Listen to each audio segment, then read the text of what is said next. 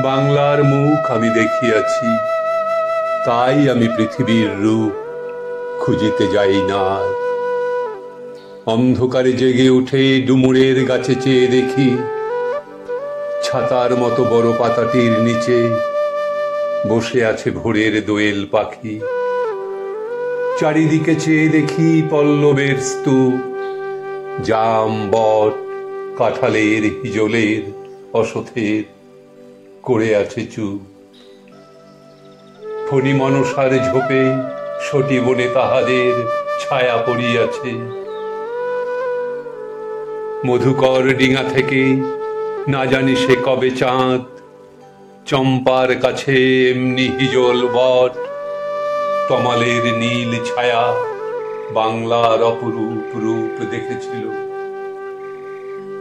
বেহুলাও একদিন গাঙুড়ের জলে ভেলা নিয়ে কৃষ্ণা দ্বাদশীর জ্যোৎস্না যখন মরিয়া গেছে নদীর চড়ায়, সোনালি ধানের পাশে অসংখ্য অশ্বত্থ বট দেখেছিল। হায়, শ্যামার নরম গান শুনেছিল।